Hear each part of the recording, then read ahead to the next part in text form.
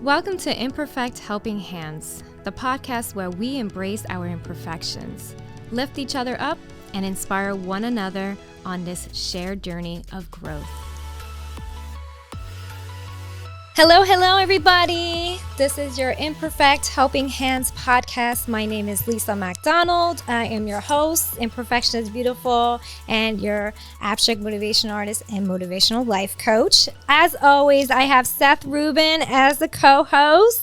Hey, Seth. How's everybody doing today? Yes, excited for this podcast. Yes. Our guest today, her name is Sandra, and she's from Main Deck Production. Hi, Sandra. So excited for having you. I'm excited to listen to your amazing, inspiring story. But first, let's learn more about yourself and Main Deck Production. Okay, well, I'm from England originally. You might have noticed. Yes, your accent is wonderful. I love it.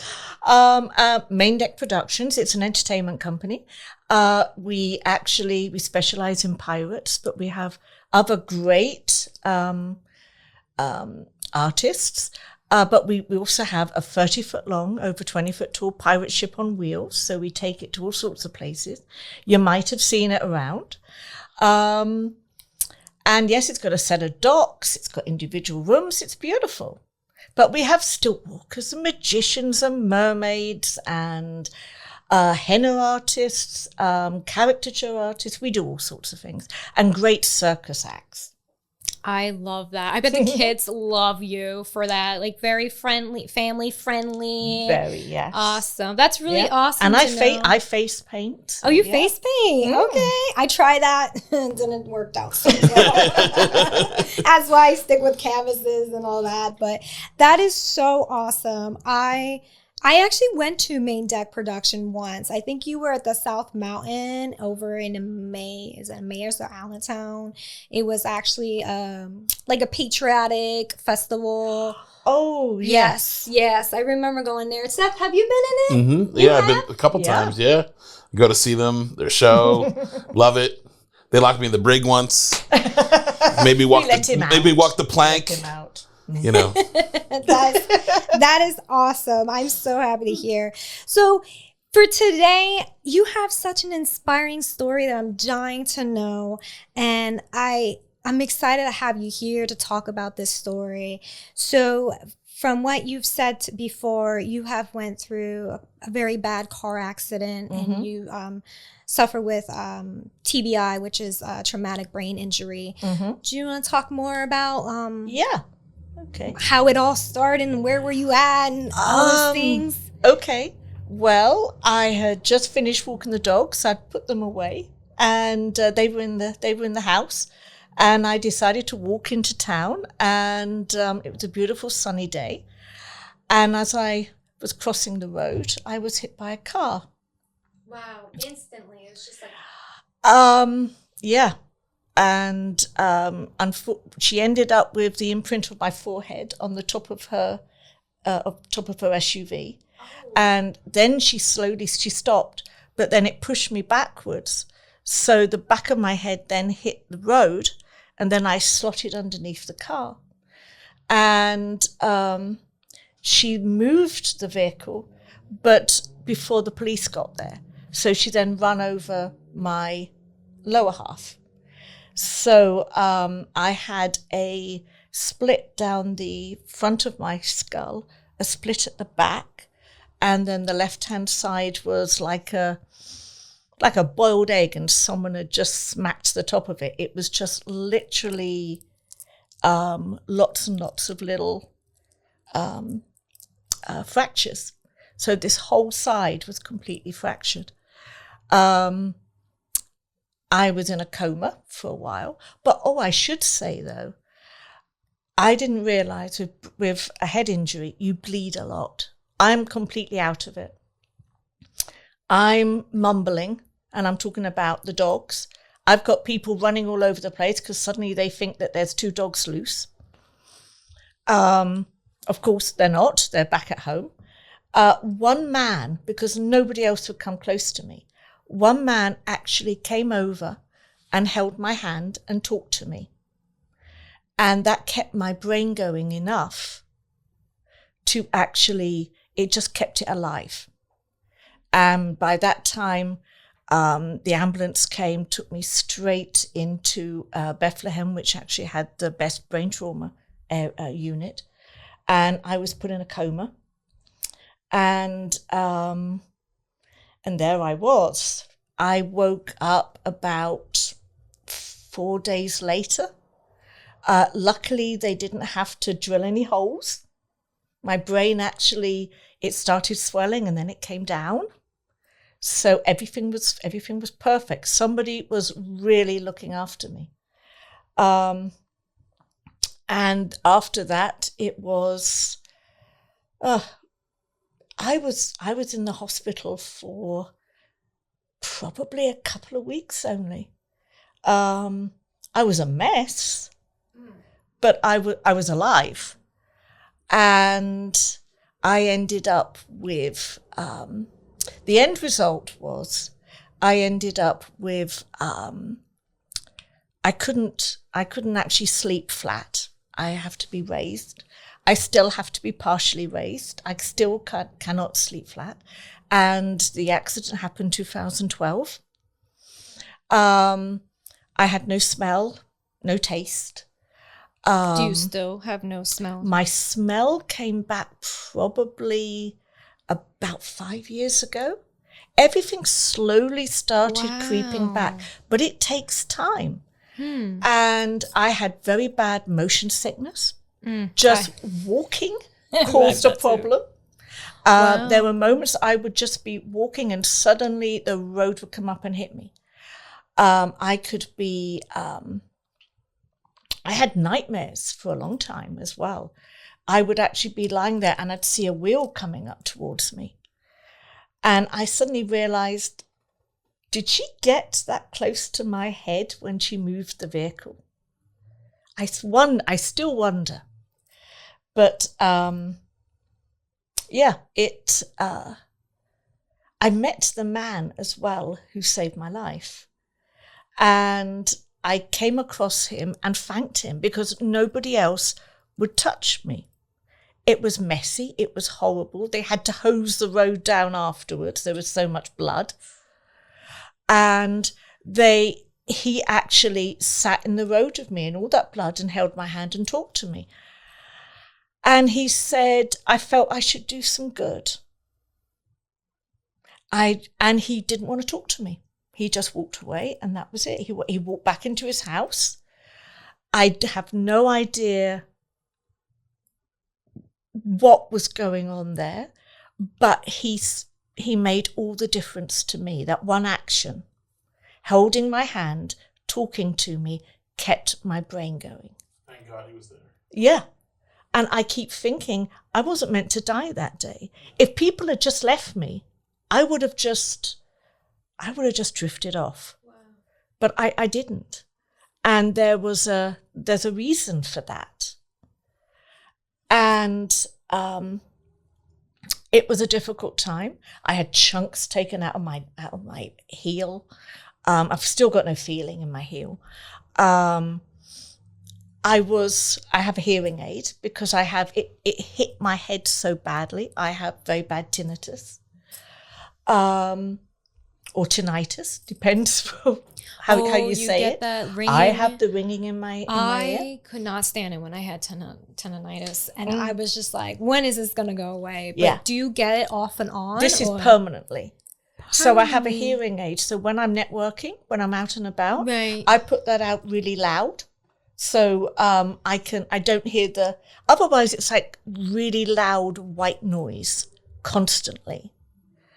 My brain has to be distracted. If it can hear other sounds, it doesn't hear the sound in my head. And I had they tried lots of different techniques on me. And there's lots of exercise techniques. And you spend a lot of time with a bucket because it makes you puke. But those little crystals, they just would not stay where they should. And I still have tinnitus. I was told I was lucky because where that crack was, is very close to where your vision, the nerves for your eyes are. It could have blinded me. Overall, I am so lucky. My memory was affected a bit. Things are starting to come back now. The first few years, though, I couldn't remember my childhood. I couldn't remember certain things. That's scary. That was tough. Yeah. And then now even, I'll suddenly think, oh my God, I can remember the touch of that. And it's coming back so clearly. But I couldn't then. It's the mind, the brain is so odd. And you can't explain it and you can't see it. Because all the things I was going through, like I was being very careful with my mobility. I had crutches. I hated crutches. I had I had a little frame. I walked one of those for ages. And then I had years I was with walking sticks, right up till like 2016, 2017. And I still have a walking stick nowadays, just in case, because sometimes my balance will just go. I went to Disney. Okay, first time I'd ever been to the one in Florida. And damn it, Daisy Duck, you bitch. Because I did Mickey's Runaway Train. I thought, oh, that'll be fine. It's Mickey. Yes. Daisy Duck. She did that 1, 2, 3, 1, 2, 3. And of course, you're in the individual cars and you're moving, right? I needed a walking stick for a day and a half after that. Yeah, there's a part of the ride where she's simulating a ballet. Yes. So you're literally doing a dance. The car is doing the dance. Yes, so was my brain. And that was it. I had a stick for a day and a half at least. That completely threw me. And I flew for the first time because everyone said, don't know about the pressure in an aircraft. I don't know. That's okay. As long as I look out the window, I'm concentrating. It sounds weird. For me, it's concentrating on something else, takes my mind off it. Otherwise, for some reason, my brain just kind of flips and I could puke, I could whatever. It's not nice. The thing is, you can't see the injury. So there I was in the early days, no smell, no taste. This was black and blue, yellows and golds. This was amazing colours. I was an absolute mess. My hair, I couldn't stand the weight of my hair, so that got cut. All the stuff they were shoving inside me, my hair was like straw. And then, of course, I got divorced. Then I suddenly found out my husband was having an affair. And so he left me. And then my father died, all through the different stages of me getting over this accident. That must be hard for your healing journey. And no siblings. So I had to be up at like 3 o'clock in the morning, calling the hospital. How is he? Trying to speak to him. Then she told me afterward. Eventually, when I called, she then said, Sandra, I'm so sorry. He's just died. That was really, really hard. Arranging a funeral, banks, all the different things, tying up somebody's life when you're the last one of that family and you're doing it from a different country. So that was hard. Now I'm thinking, my God, girl, you can do anything. It's amazing what you can do when you're really, really pushed, and you just have to put one foot in front of the other and keep going, and suddenly you get there without thinking too long and too hard about it. You just do it. And I discovered so many things about myself. I used to love painting. I started painting again. I ended up opening up my own store, and I was painting furniture and canvases. I did commissions. So I did some really nice way out stuff, had lots of different vendors and stuff. It was it was a journey. It was an interesting journey. And I met some really interesting people. And now I'm thinking to myself, my God, girl, the people you have met in this life. I worked for Holland America Line. I traveled all around the world. When I was in England, I used to motorcycle. I motorcycled all over Europe. Now I'm thinking, you know something? The shy little girl with the bad stammer and the gammy leg that used to get bullied. And you've done so much. And the fact that I didn't die in that road means I've got a lot more of that journey to do. And I had the shop. It was in the wrong place. So we ended up closing because we did okay, but it was difficult to pay the rent and everything else.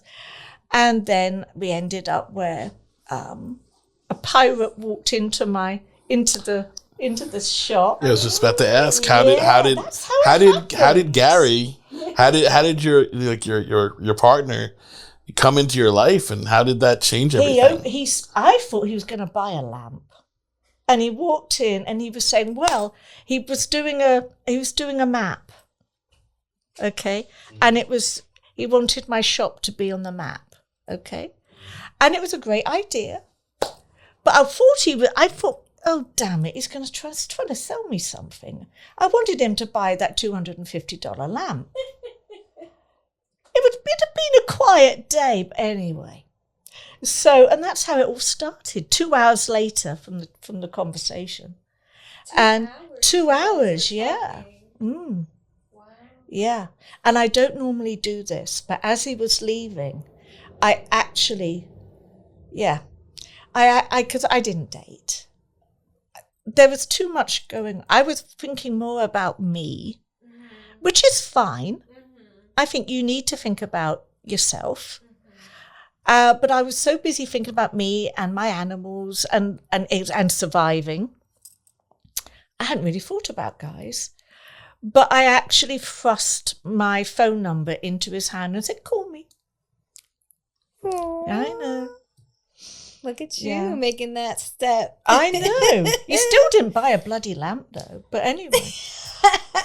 There you go. That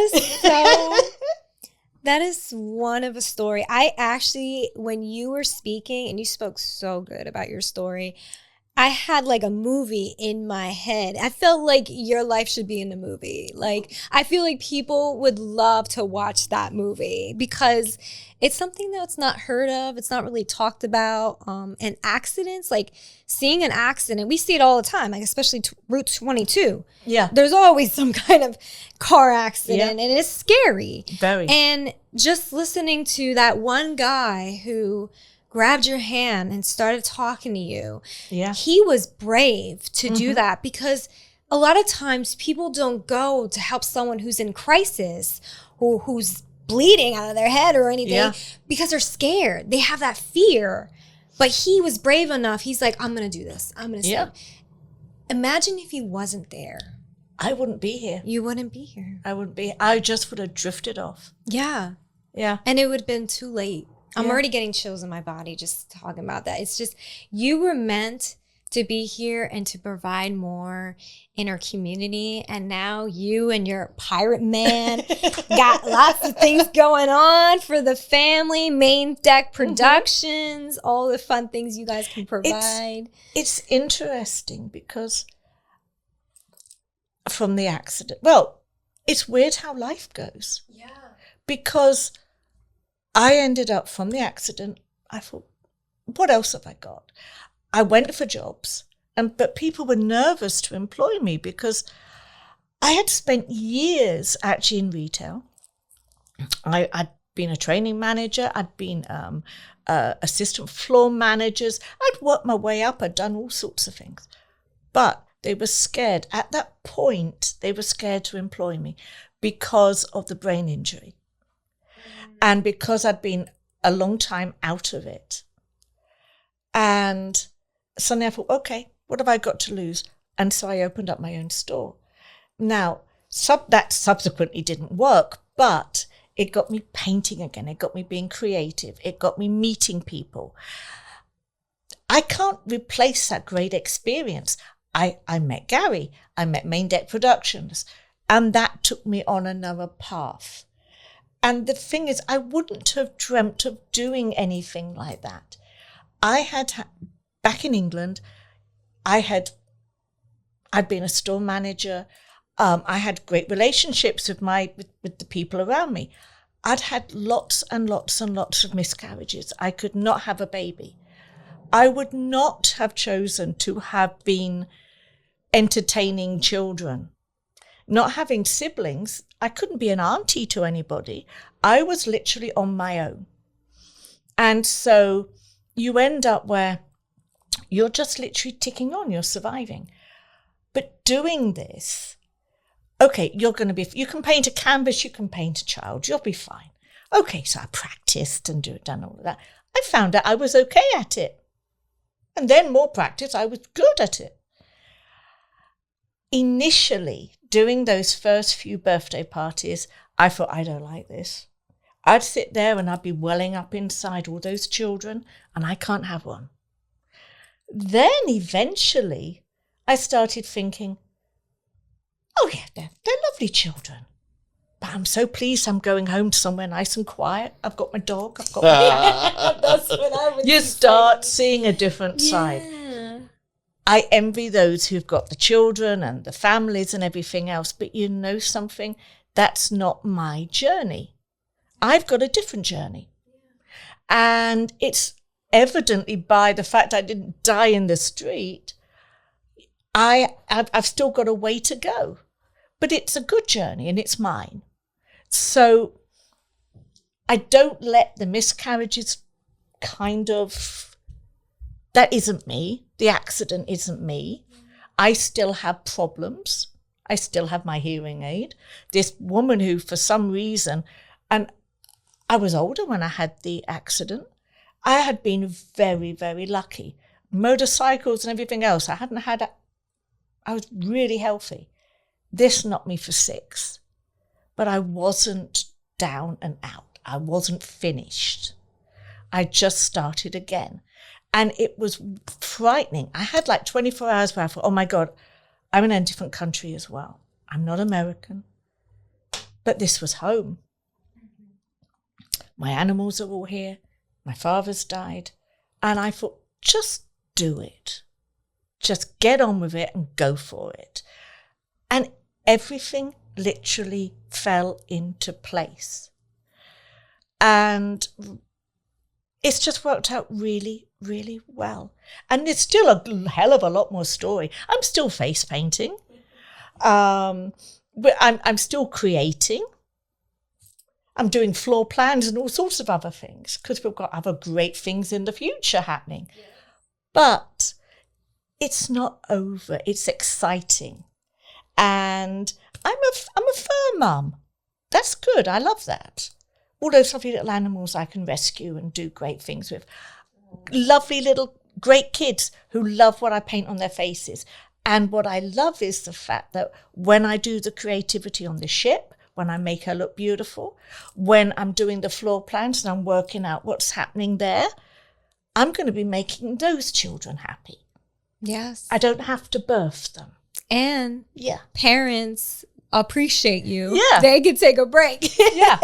with their kids, because sometimes parenting these kids, it's a lot. So you being there, having a birthday party or a festival or anything, kids, it's a good way for them to get out and do something. Yeah. When now with the phones and technology, that's all they're doing. So you bring such a unique approach, especially nowadays in 2025, where it's hard to find out what's there for your kids to do. That's affordable and that's fun and it's unique. And I think this pirate, you bringing that, it's such a fun vibe. And you don't only just bring the pirates. You got mermaid, you got fairy, you got face painting, henna artists. Like, That is so unique. So you guys just don't focus on pirates. You focus on other creativity. And I always see creativity is endless. It is. There's always something that you can use your creativity in. And it doesn't have to be painting.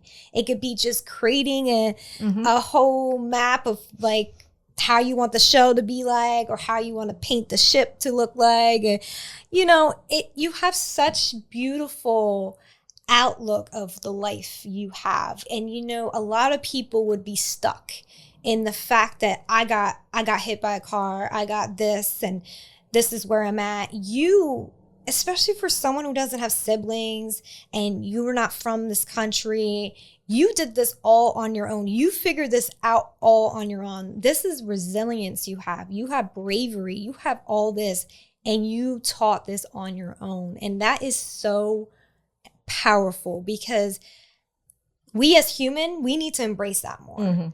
And I feel like we compare ourselves with another person, and we don't give ourselves enough credit. But for you empower those imperfections, and you move forward, and you go with any flow that happens in your life. And the fact that you flowed with it, you have met the best person that you like ever met, which is Gary. Gary has made your life so much better, gave you that company that you deserve.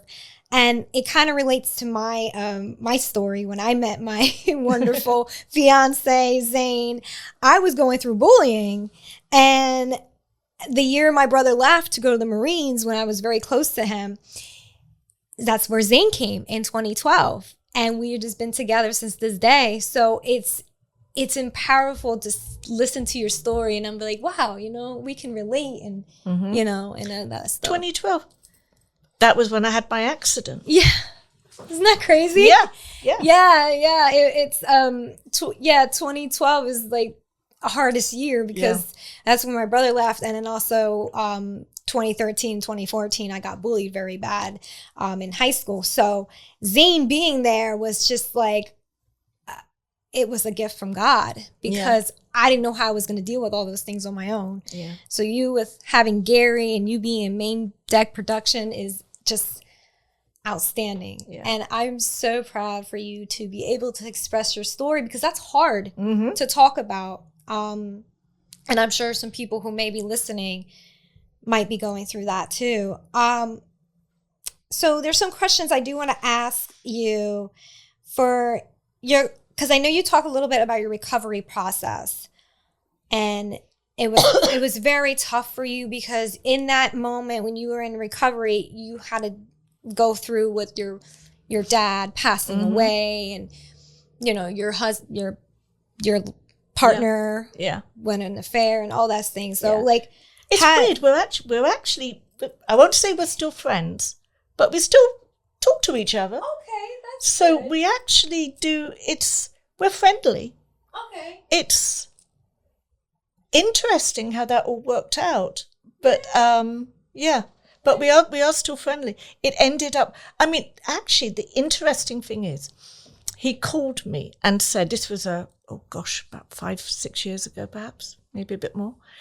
He actually called me and said, I've got my girlfriend pregnant. Oh. And he said, I felt I should tell you. Wow. And I thought, okay, good, thank you for telling me. And I get baby pictures and all sorts of things. And initially I thought, whoa, and I had to think about it. It took me a little bit. It didn't take me long to process it. But now, even then, it took me a little bit, but I thought, you know something? If none of this had happened, then he wouldn't have had, the baby wouldn't have happened. So just think, another little life came into the world. So it worked out. You have such a great soul and seeing the other side of things, and that's beautiful to just. And he's a cute little boy as well. Oh, you're so sweet. He is. Big blue eyes and lovely curly hair. Oh, that's so cute. I think he's a bit of a monster though, but anyway. Those little ones, you know. But he's cute. Yeah. So I wanted to learn more about like how was the recovery process physically, mentally, and emotionally? Like when you were going through this recovery, like how was it like? It was hard because my mother-in-law, when I was home, my mother-in-law was with me for like 2 weeks. And then after that, she said, I've got to get back to New York. I've got work and life and pets and everything else. I was on my own. So I had this old house. It was quite big. I'm not in there now, but steep staircase. I used to have to come down on my bottom. I would just do things slowly. And then it would be a case of friends would take me to different therapists and things like that. And we cobbled a few things together. It all worked out. Otherwise, I just was quiet. There wasn't anybody else. It was me and the animals. It was just me getting through it and processing it and learning different things. For a while, I would have the TV on and I would hear an advert, say. I could hear voices fine. Music was disjointed. Wow. My brain, for some reason, couldn't process music. That's crazy. But it could process words. I don't That's understand. so scary. I would be freaked out because knowing that, and it's crazy that you're aware of that because knowing what music sounded before your accident and then that, like after, it's like, this doesn't sound right. This song didn't sound like this when I hear it. It's like someone hammering on the piano. Wow. Okay, so it's all these different weird notes. And I thought, oh my God, I can't live like this. This is crazy. And then one day I woke up and it had gone. Okay. People would say, well, you can remember what a strawberry tastes like. You can remember what such and such smells like. No, because one thing triggers the other. Or for me, it did. So if I would taste the strawberry, then it triggers some Can you see what I mean? One thing would trigger, you smell something so you remember the taste of it. If you haven't got either, and then if your memory's shot anyway, because it's all been jumbled up in there, it was a crazy mishmash for a while. It must be all too much stimulation, too much things going on for the brain, and you're recovering at the same time. That's TV would be at a minimum. I had trouble reading. That had to be kept to a minimum. Wow. Because it's strain on the brain and the eyes and everything else. But gradually, I had to learn by myself. And I would, when I had my appointments, I'd say, okay, this happened and so happened. So I had great doctors, but I'm walking, I'm talking, I can stand there and cook for myself. I can't taste it, but I can cook for myself. Oh, can't taste the food. Yeah. It's like, what are you eating? So it's literally okay. I mean, there's a lot of people worse than that. Yeah. So I was all right. I just literally, you just muddled on and then, hey, I think I can smell that a little bit. It's like having a bad cold. And then, you know, when you start to smell again, it was like that. It's like you're appreciating those things where we take those things for granted. We smell things, we taste things. Things are automatic for us, so we don't really like think much about it. But with what you were going through, it's like you can notice these little things and you get exciting. Okay, I'm healing. I'm getting in the process.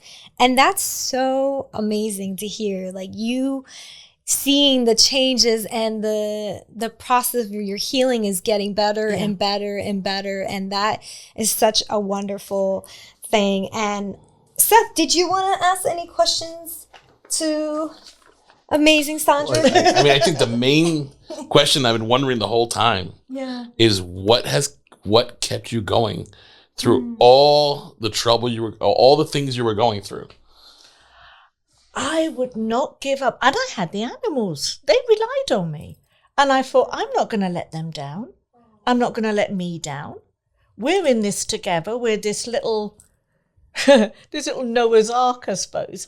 There was me and the animals, and I thought, that's it. We're just going to tick on together. I had my Toby and Rufus and my cat. I thought, we're in this. We're just going to keep on going. And we all came through. I just thought one step in front of the other. I didn't think of anything else. I just literally just kept going. It's a true story of inspiration. It is.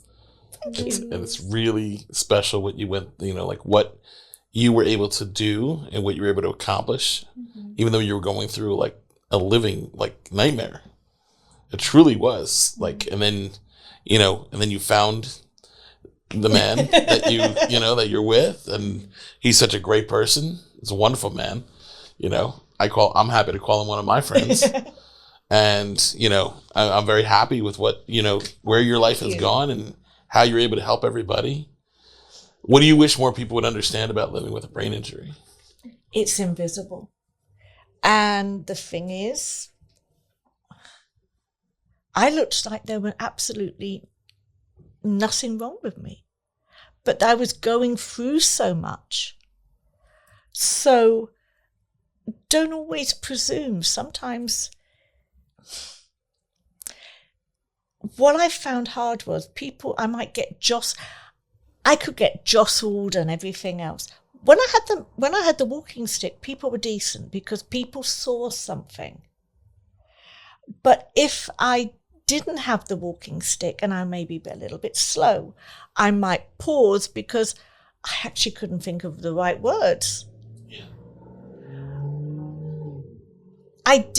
People don't realize there might actually be an injury there. But if you haven't got your leg in plaster or your arm in plaster or something, if it's not physical, they can't see it, then they think, okay, they're perfectly, and I hate that word normal, they're perfectly normal. Yeah, it was normal. Whatever normal is. Yeah. There's this presumption. They don't know what's going on inside. And we're going through a lot. People don't know about, you could be childlessness. That hurts. A lot of people, I've seen people break down. I still get teary-eyed.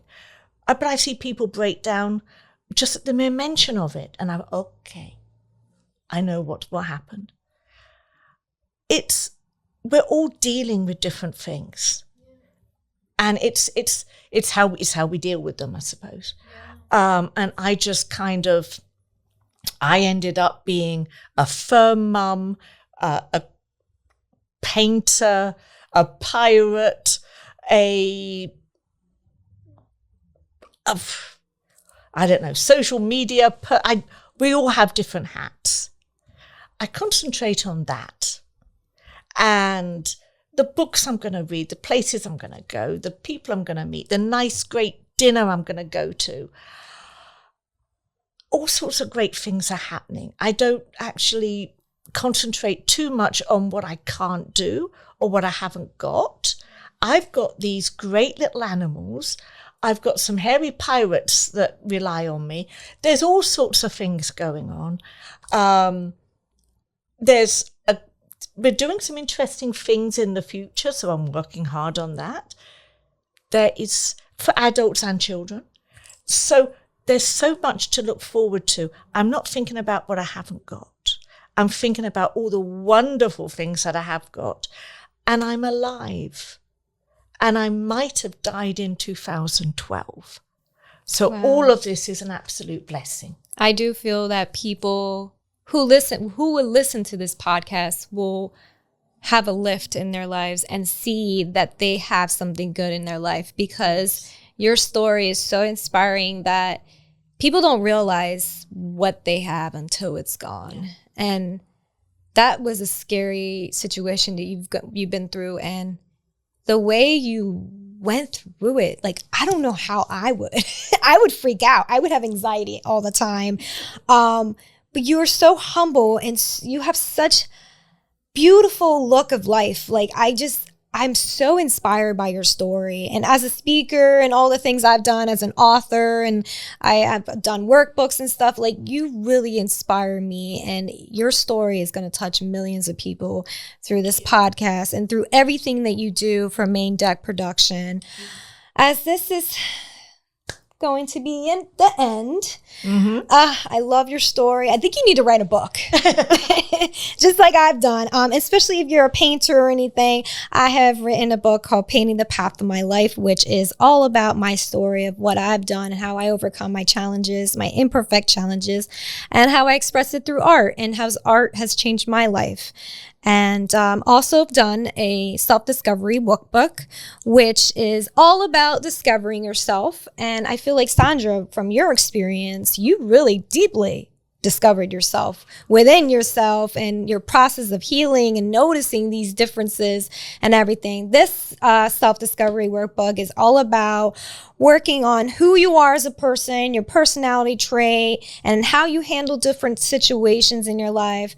This is going to be on my website if you want to learn more about it. I also offer self-discovery life coaching if you're interested. But before we end this, I want to ask, for Main Deck Production, how can someone contact you to learn more about Main Deck Production? Wow, we are on Facebook. We're on Instagram. So yeah, just reach out. I mean, I can give a phone number.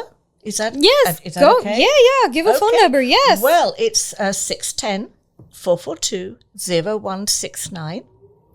And we have a website, we have a Facebook page, there's loads of great pictures. What's your website? Okay, so it's Main Deck Productions. Just look us. .com. Awesome. Well, thank you so much for being part of this Imperfect Helping Hands podcast, where we inspire each other and their stories and all the things we have done to overcome our challenges. Sandra, your story is amazing, and I just can't wait to see more of what you can do. Thank you. See more of your journey. Thank you, Seth, for always being by my side and being my co-host. And everyone, take care. Love you all. Imperfection is beautiful. Your abstract motivation artist and your motivational life coach. Thank you for tuning into Imperfect Helping Hands. Remember, it's our imperfection that makes us stronger. Let's continue to support, motivate, and grow together. Be sure to subscribe, leave us a review, and join us next month for more topics on how to embrace your imperfections.